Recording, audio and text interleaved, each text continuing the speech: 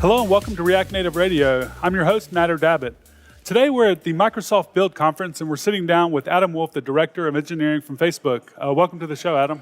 Thanks, it's great to be here. Yeah, it's a lot of exciting stuff going on here. It's my first time at Microsoft Build. I've never been to a conference of this size. It's kind of out of my realm. I go to a lot of conferences, but they're normally JavaScript front-end conferences. So this is kind of a very interesting thing for me. There's been a lot of cool things going on here with mobile and a lot of cool stuff with JavaScript and React Native and React in particular. There's been about 3 or 4 talks so far. And you kind of were here earlier, and we're going to cover quite a few topics over the next 45 minutes. But I guess I'd really like for you to start like we start all of our episodes. We'd like to hear how our guests kind of got into programming and how they landed in the current position that they're in. So can you kind of tell us how you got into programming and how you landed at Facebook at this point in your career? Sure, yeah, I'd love to. So I didn't actually study computer science in college. I studied filmmaking. And when I graduated from college, I moved to the Bay Area and I got a job at a game company. I always liked to tinker with computers on the side and make games, so I worked at Rocket Science Games for a long time. Super fun. This was before the big wave of consolidation hit the game industry in the late 90s. So I did that for a long time. I actually worked at Microsoft for a couple of years as a UX designer, and then I officially made the switch to full-time programmer as part of Laszlo Systems in the early 2000s. Very cool. Yeah, it was really exciting. And actually, Laszlo had a lot of things in common with React. It tried to be a declarative way of writing user interface. It used ActionScript or JavaScript. It had a compiler in it, and it had kind of XML. It was one of those XML programming languages that kind of happened in the early 2000s.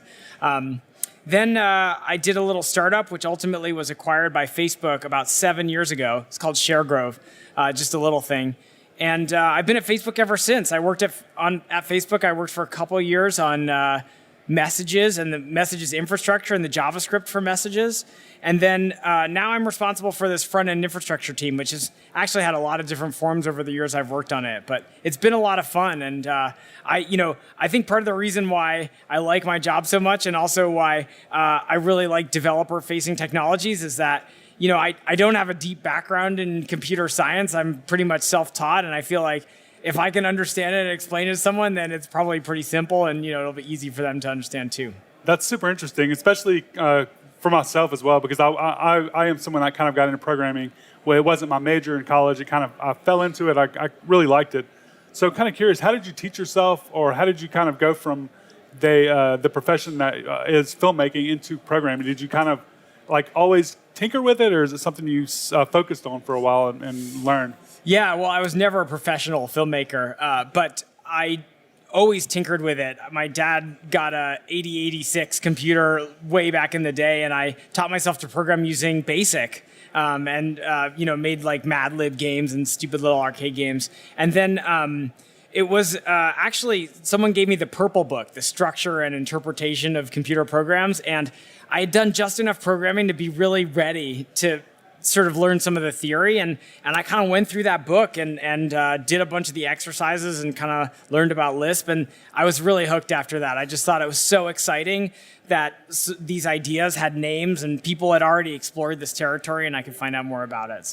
So for people listening that want to get into programming on the scale of like a company like Facebook or work for a company like that, what would you kind of tell them what they could do in their career to help accelerate their learning experience, I guess? Sure. Well, for me, I don't know. I think everyone comes to this differently. But for me, it's always been about making stuff. And I think if you really just set out with the desire to solve a problem, or for me, it was always about building little games or little interactive experiences. And by doing that, I was able to learn a bunch of tools and a bunch of cool technologies. And if you're really trying to solve a problem, you find yourself going to every kind of technology and kind of opening every box and seeing what's in it.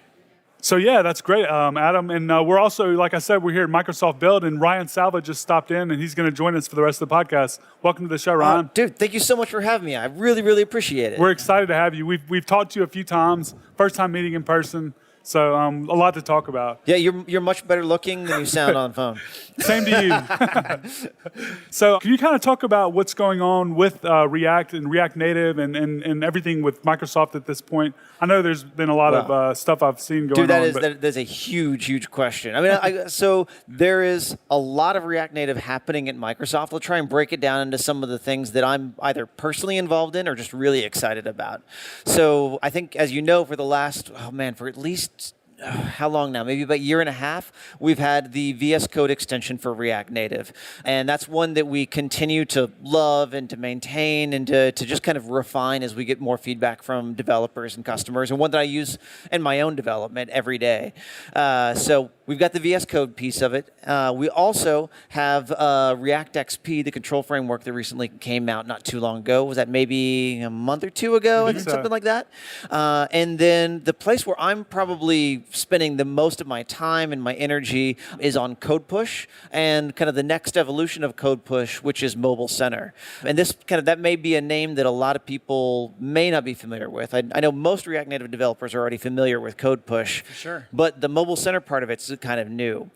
We've been working for the last about 6 months or so on taking kind of all of the kind of live update features that people have been using for over a year and a half in Code Push and integrating them with SDKs that provide things like crash reporting, distribution to beta testers, analytics, and cloud build services in this new DevOps solution that we're calling Mobile Center. It's already supported for native iOS, native Android, and because we're Microsoft, it's also Xamarin as well.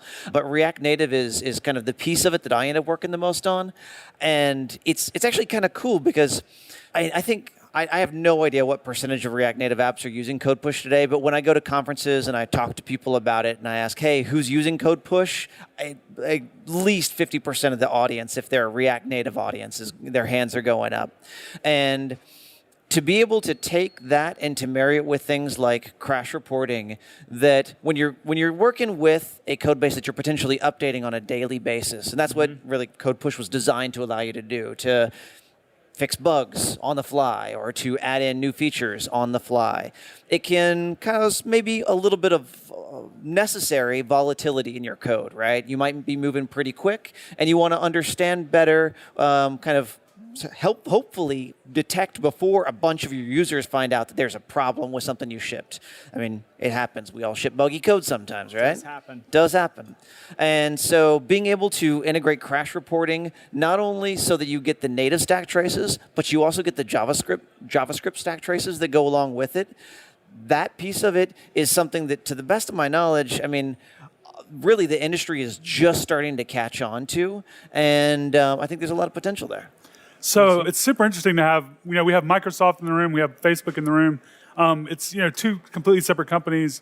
You guys are working on, tooling around a framework that was actually built by another company. We're seeing this happen all around with open source. People are collaborating, they're taking ideas and they're enhancing them and making developer experiences better for everybody. I think it's really interesting to hear. Dude, that's what open source was about, right? Like providing the not just the legal framework, but also the collaboration tools that allow companies that may not have the exact same goals, but have parallel goals or complementary goals to be able to contribute to the same ecosystem.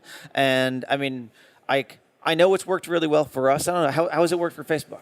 Oh, it's fantastic. And, I think actually Microsoft and Facebook come at this from slightly different angles. Microsoft has always really had this focus on developers, and a lot of the Microsoft business appears to be built around developers and developer mindshare. That's not really as true of Facebook. Really at Facebook, we mostly think about how to make Facebook developers more productive.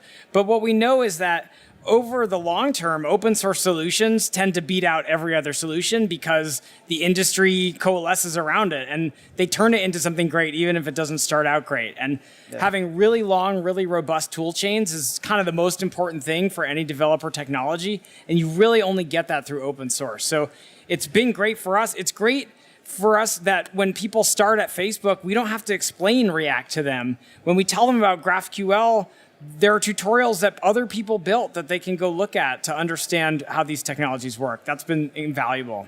Yeah, and like you guys move at an almost breathless pace. I mean, like keeping up it keeps me employed. That's for damn sure.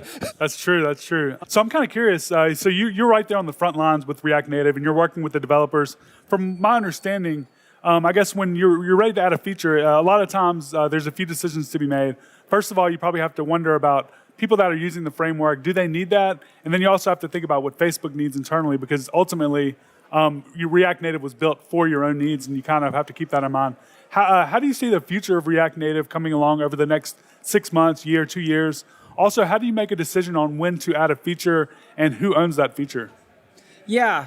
Well, the feature development is extremely organic, and over time, what we really are looking to do is make it so that it's easier to build features on top of React Native. And ultimately what I'd really like to do with all our open source technologies over time is make them smaller and more extensible. So we try to avoid adding major features to the core of React Native, instead making it easier to build new components and new functionality on top. Oh, that makes total sense. So basically just have it to where if someone needs something, it's easy to make it instead of having to rely on it being part of the core. They can just kind of add on to it. That's right. I've seen a lot of really great companies, actually, third party, or I wouldn't say third party, but companies that are kind of using React Native own features. Like we're seeing Airbnb, they are owning the Maps component now. We're seeing React navigation taken out of, it's not taken out, it was kind of built separate from React Native, and it's owned by the community.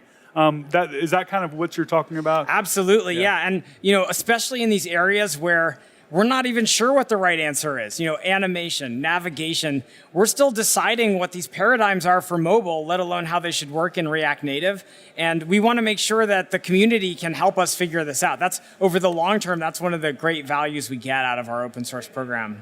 So, Oh no, I was going to ask, so how do you guys really look at community contributions to React Native proper? Do you prefer to see it happening out in the open first, kind of get a little battle tested, battle worn, right, by the community, and then kind of flow into React Native? Or do you guys think of it as hey, there's a bunch of different projects out here and they can move together in parallel, or something else? Yeah, kind of more that second one. I think at Facebook we really have a high tolerance for chaos. Sure. Because we really value moving fast so much. You already alluded to that. Oh, totally, totally. If it's okay with me if we have 3 different solutions for navigation and none of them are quite right, it's frustrating for the community. I know that, and there are plenty of places that just sort of they want to say hey, what's the accepted solution for this? I just want to implement it. Yeah. I want to get there, but I also want to be realistic when we're not there yet. Totally. Yeah. Totally. Yeah, one direction that I see, one realm that we're headed at Facebook, and I'm not sure, frankly, how much of the community is worried about this, but as we start working to extend our use of React Native at Facebook, we're more and more focused on performance and interoperation with existing native code. And that's what we found. When we first started with React Native, the easiest thing to do was to just either write everything in JavaScript or rewrite things in JavaScript, because you can work so quickly in JavaScript, and we kind of know how that works. Surprisingly, even taking an existing component that's really well battle tested and hooking it up to React Native, that can be time consuming. We want to make that easier over time, and that's really critical to the success of React Native at Facebook. So a lot of our time goes into that right now. Yeah, it's interesting that you kind of talk about the bringing in more of the native components and maybe a little bit less reliance, maybe I'm reading between the lines here, but a little bit less reliance on JavaScript. A lot of the conversations that I have with developers, I'm actually a little bit shocked at how many of them are coming from a native development background as opposed to a JavaScript development background. I think a lot of times React Native kind of gets positioned, for better or for worse, as a successor to something like PhoneGap or Apache Cordova, where it's really serving the needs of web developers. And yes, absolutely, I am myself a web developer. Me too. Kind of classically, right? Yeah. And so that was definitely my path towards it. But I talked to at least as many people who are coming from, I'm an Objective-C developer, a Swift developer, a Java developer. And I think actually Airbnb is probably a really great example of that, right? A company or a team that came to it from the position of native development, but they saw a need for kind of sharing code to eliminate some redundancy in their existing architecture, to hopefully move a little bit faster with some of that, and so bringing in a little bit more of the native flavor to it, and allowing developers to kind of work a little bit closer to. I hesitate to call it closer to the metal, but it's kind of what it is, right? It seems like a smart move. Yeah, cool. Well, I really want to make it so that you can build a great mobile app and never even know how it works underneath, but frankly, I just don't think we're there yet. And when you look at what some of these new things do, like React Navigation, they tie deeply into the native code, because right now to deliver the best experiences, you kind of need to do that. Yeah, it's an interesting dichotomy there, though, because you got like the folks at Expo, right, who are doing some pretty freaking awesome things as well to make it so that you don't even have to deal with the native code. Never even build it. Yeah, just play with your JavaScript, and you can get a pretty long ways going that way. I expect to see a lot of good things coming from them in the next year as they start to mature that. I wonder myself, as someone who's responsible for the tooling and kind of serving that developer community, like if we're going to end up in a place where you've really got two very different developer profiles, if you will, audiences, folks who are coming at it from I'm a native developer and I want to use it to eliminate a little bit of redundancy in my code, to maybe streamline things a little bit, and then another batch who's coming from that web developer audience. Right? Absolutely. I mean, I think that's, when at Facebook, what we see is that we can have people who know native development who can kind of bridge these gaps between JavaScript and the native code. And then we can have people who come from the web development background who can quickly build out features. So my hope is to make it so that we can gain more leverage over the people with this specialized knowledge about how iOS and Android especially work. And then the people who are building like the end user features have to worry about that less. That's the dream. Totally. Yeah, and regarding the iOS and Android native developers coming to React Native and how we're kind of maybe a little surprised by that, I think that's because we've seen these other hybrid things in the past. I wouldn't even say other, but we've seen hybrid like Cordova, Ionic, and traditionally iOS and Android developers, they're not going to move to that because it kind of is not a better experience. But I think React Native, delivers a almost equal experience, and that's kind of why we're seeing that. And then they also have a little bit of extra, I wouldn't say leverage, but I would say knowledge. So all they need to do is pick up a little JavaScript, and they already can go and start building these very important bridges between native and JavaScript code. Yeah, totally. I think that there's an awful lot to be said for kind of making that move between language. I think there's a bigger jump, or there's a bigger chasm from web to, well, at least Objective-C or Java, maybe less so Swift. And that migration, I think, requires a lot more change about the way that web developers think than coming the reverse angle, right? Coming from the native development side, moving over to JavaScript. The biggest hurdle that you really usually got to kind of jump is the strongly typed language thing, and I think that's easier to go from strongly to loosely. We're eroding that with projects like TypeScript and Flow too. Yeah, so I know plenty of native developers who say, I would never touch JavaScript, but now there's a type system, so I trust it. You mentioned Expo, but I think what's very interesting to me, at least if I was kind of a part of a team like that, that's creating these open source projects that are being adopted, and then you're seeing actual companies built on top of these projects, Expo for one, and then there's React training companies like mine, and React training with Michael Jackson, Ron Florence, and then also you have like Airbnb and these other companies building, their entire like billion-dollar companies. Like, how do your developers feel about stuff like that? That must be a good feeling. It's great. Yeah. It's super fun, and I think it can cause some tension at times because we really do try to stay focused on delivering value to Facebook, but it's really fun to kind of have this international community that surrounds these projects and to feel like a part of it and to feel like we're contributing to that. So I guess I kind of want to talk about some other stuff going on. What are some other projects that are exciting right now? I know I hear a lot about Reason. And you mentioned Litho earlier. Yeah. Are those kind of things that you feel are kind of going to be a big deal in the future, or are you guys using them internally? And how are those being used? Sure. Well, Litho, I can say for sure, it's already a big deal internally. It powers a lot of the Facebook Android app, and it's continuing to kind of rip through the company as we've just provided a better way for building Android. And there are plenty of places where it's pretty difficult or not even a good idea to go replace an existing native implementation of that's built in Android with something built in React Native. Lots of reasons why you wouldn't want to do that, but it's almost always beneficial to go through and replace that view layer with one based on Litho. And if you haven't seen Litho before, Litho is roughly an implementation of React in native Android. It relies heavily on code generation to kind of work around some of the deficiencies in the Java language. And it employs optimizations that we can't even do in React because Android is multi-threaded, so it can do things like background layout. So Litho is hot. We're starting to see some real interest in it in the Android community. Interestingly, this is what we found when we take React and we bring it to a new audience.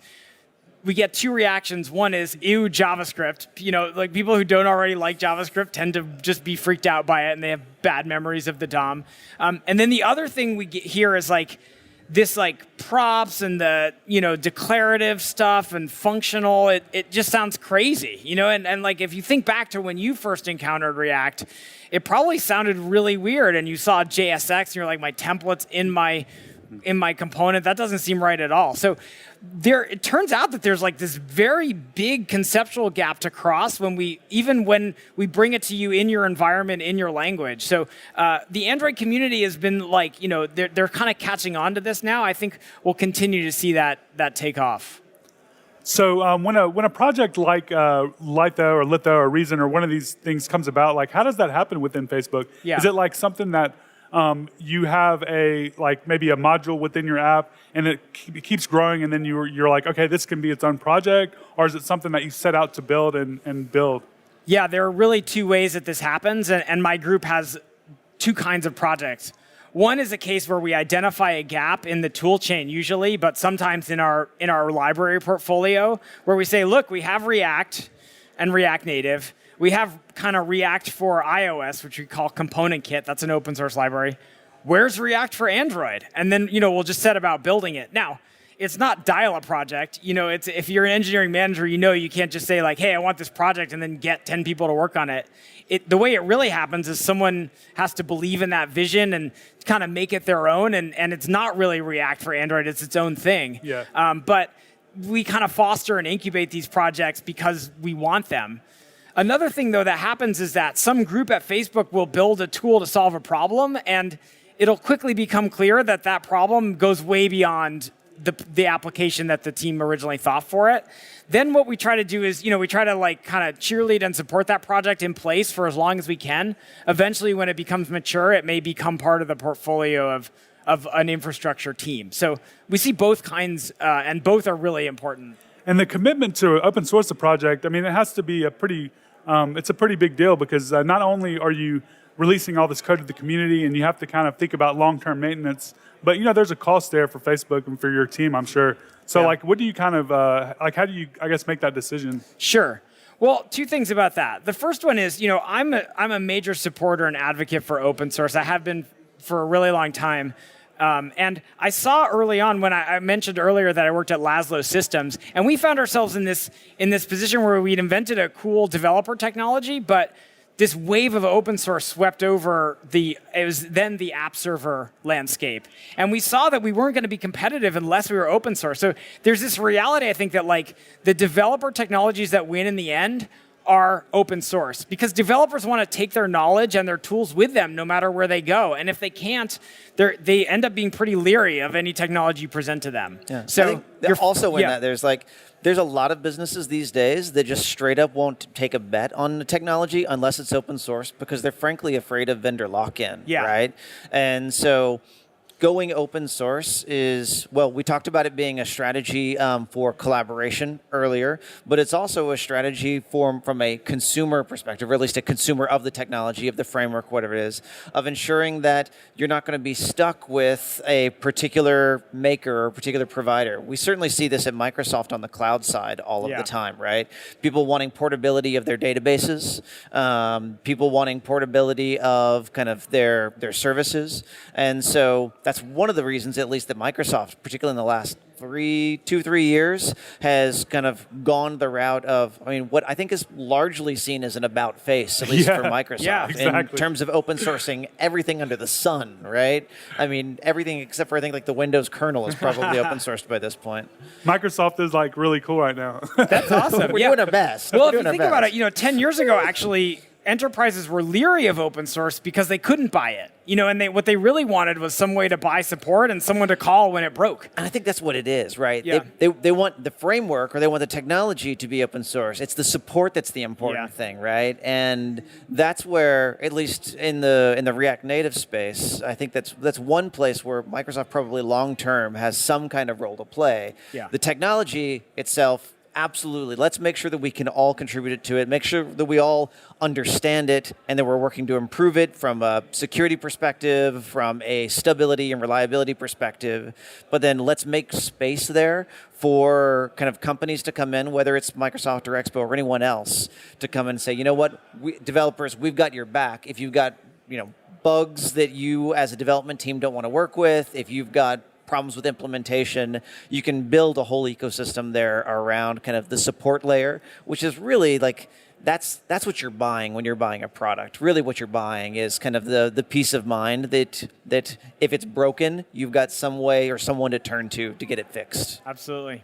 So I'm curious, this is relating to Microsoft in general, Sure, but do you kind of see like React Native and Xamarin as a way for Windows to kind of get back into the mobile space? Because it seems like, the easier, of course, it is to build apps, the more people are going to build apps. And then with React Native or even Xamarin or a similar tool that you can kind of build an app for iOS and Android, which are the most adopted platforms, and then share, a lot of that code and just go ahead and deploy it to Windows. It just makes a lot of sense. Yeah. I'm gonna take your question. I'm gonna adjust it just slightly because I think you're absolutely on target, right? It is a way for Microsoft to get into the mobile space where, it's no secret, like, the Windows Phone wasn't an enormous success. That's okay, right? But Microsoft still is still very relevant in the computing space. And these days, computing doesn't only happen on laptops or desktops. A lot of our computing happens on these smaller devices. And so Xamarin, React Native, we have made significant contributions to Cordova as well. Like, we care very much about helping developers be successful wherever they want to deploy their apps. And frankly, Microsoft also really wants those developers to use cloud services. And the more endpoints that there are out there, again, whether they're desktops or laptops or servers or mobile devices, the more consumption of cloud services there will be. And we hope that in the end we can drive some of it to Azure. We've got actually a lot of work that we're doing, like Code Push, to make sure that Azure provides meaningful value to developers in a way that that doesn't feel, doesn't feel sanitized and too kind of enterprisey, right? But at the same time provides all of the same kind of reliability and security and all of the regulatory compliance that larger enterprises expect. And so the more that we can help developers kind of be successful, whatever the framework is, I think it's good for all of us. And let's face it, Microsoft's also just, frankly, we are a bunch of developers. We love to build cool things, and React Native is allowing a lot of developers to build things that they couldn't do before, at least not in the same way, right? There's a lot of magic in the way that the React Native kind of architecture was put together. I think it brings a really attractive development loop, and so Microsoft wants to kind of help support that and hopefully help fill out the tooling side of the ecosystem that isn't necessarily kind of Facebook's kind of primary reason for kind of playing in that space. Absolutely, yeah. We have a couple of questions that we've fielded from Facebook and from Twitter, and I'm going to kind of go through a couple of those, I think. One of them is, what would a React Native 1.0 release look like? Sure. Well, if I could tell you that, then we'd have it on the roadmap. I think, React Native is still changing pretty quickly, as our users always tell us. It can be kind of hard to stay up with React Native. One thing that we've been working on for a really long time is sharing more of the C++ infrastructure that allows JavaScript to talk to the native environments on both iOS and Android. So we call that the shared bridge, and we've been steadily working towards that for over a year now. That's the kind of thing that we want to really have solidly in place before I'll feel comfortable that we are, kind of like we have a stable baseline. And then I think, the other thing that really remains to be seen is how React Fiber will play out with respect to mobile. So we've made this large investment in rewriting React and introducing concurrency into the core of React. And we already know that this rewrite is good. It's small, it's performant, it's good code. But what we haven't really shown yet is what we can do with the concurrency features. And I think really until we get a better grip on that, we can call the versions whatever we want to, but React will keep changing pretty quickly while we're still figuring this out. So I guess this is a question that kind of goes beyond React Native or React or anything like that in general, but we have two guys here that are kind of, been programming and they're doing advanced stuff. I'm kind of curious what your opinions are on like where front end is kind of headed over the next few years. Is React Native is it going to be something that's going to be here for maybe a couple of years?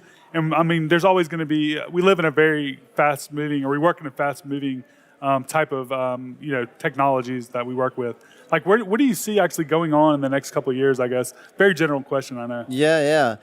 So I've been in the industry long enough now that I've seen most frameworks, there's only a few that have lasted more than 5 years, right?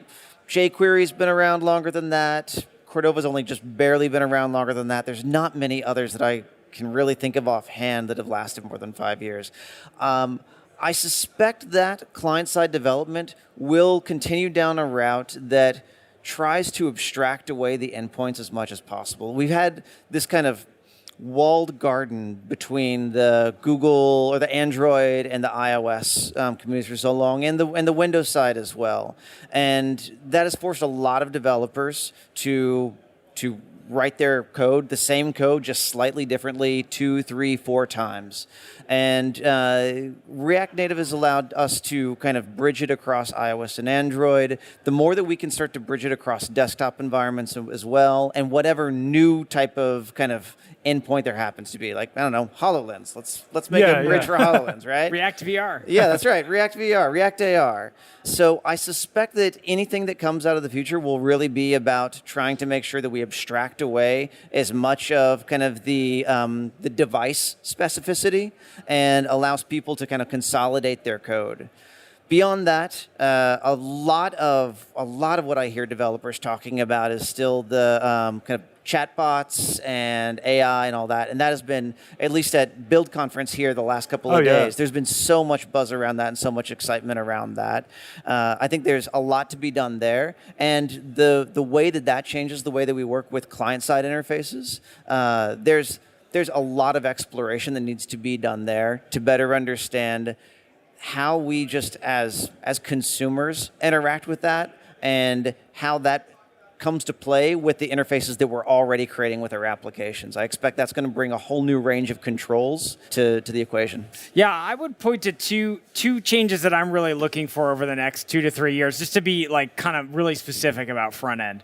So the first one is, obviously, I'm a big believer in JavaScript, and Facebook has a big dependency on JavaScript. And I'm really looking to see the JavaScript ecosystem move forward, take a big step over the next couple of years. The runtimes need to develop some kind of fast start feature. So for the longest time, JavaScript's really been oriented towards this idea of downloading your program and compiling it on the fly. That's really not relevant and not advisable in mobile. But none of the JS runtimes really do that right now. So that, I think, will get better, and we're starting to see movement on this front. V8 snapshots, Chakra's got some amazing features. We need to get these in the JS mobile environment, and I think that'll really help technologies like React Native. Does prepack fall into that? Is that kind of what prepack does? It's a compilation strategy rather than a runtime enhancement. So it's more of a mitigation than a solution, but it's part of it's part of it. And moving work from runtime to build time will always be a really important strategy for mobile and just for everything. Computing before you run is way better than computing when you run. And then there's this other thing that I think is going to happen. It might happen. I don't know how long it's going to take, but I think that our notion of how we fetch data and get data into the app is going to change radically over the next several years.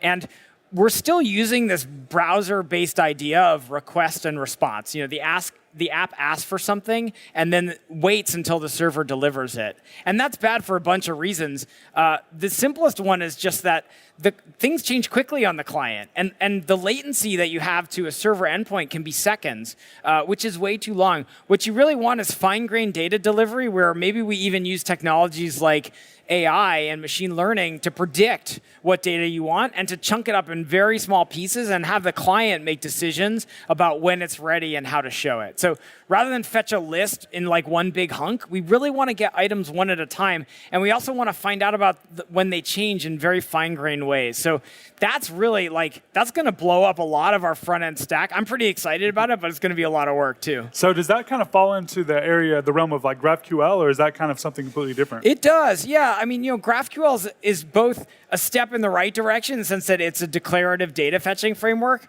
And also, it kind of cements some patterns that we'll probably have to re-examine. So, it relies heavily on the idea that you might want to fetch a list from the server. Whereas I think in the future, you'll kind of say like, hey, I'm interested in data that conforms to this filter and takes this shape. Let me know when you have it. And the server makes decisions about how to return that and with what kind of granularity.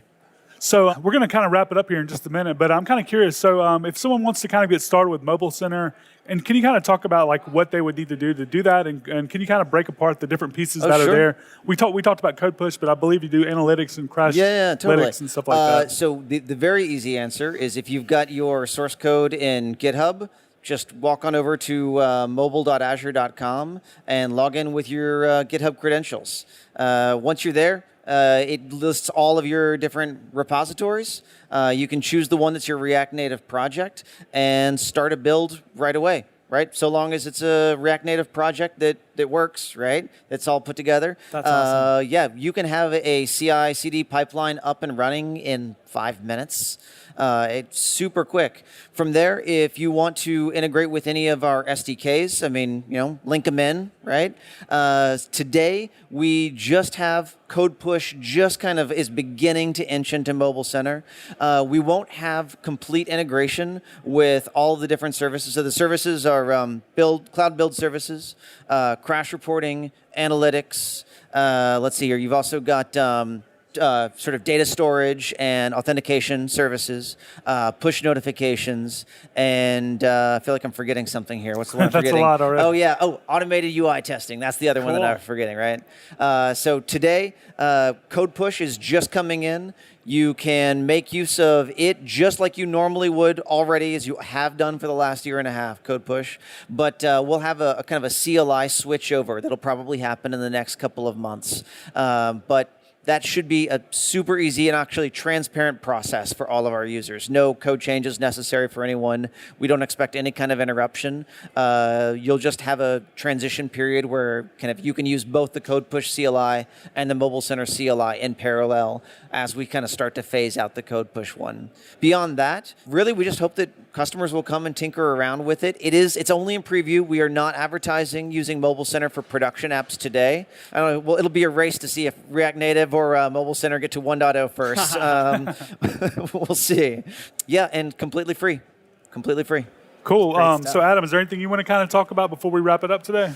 Well, no, it's great to be here. It's really exciting to see Microsoft investing in React Native. I have to be honest and say several years ago, I would not predict that Microsoft would be such a great partner in open source, but it's really true that Facebook wants to open source these core technologies, but we have proprietary solutions for all of these technologies that we just mentioned as part of Mobile Center, like analytics, crash reporting. It would be very hard for us to open source those things. So it's great to see other people kind of supplying these tools that we know you need if you're going to run React Native and building that out for the ecosystem. It's great. All right. Well, yeah, thank you so much. It's like Adam, it's been freaking awesome having you here, man. Yeah. Absolutely awesome. Great to be here. it's great to meet both of you in person. Oh, yeah. You too. Absolutely. All right. Well, that wraps up this episode of React Native Radio. Thank you for listening, and we'll be back next week.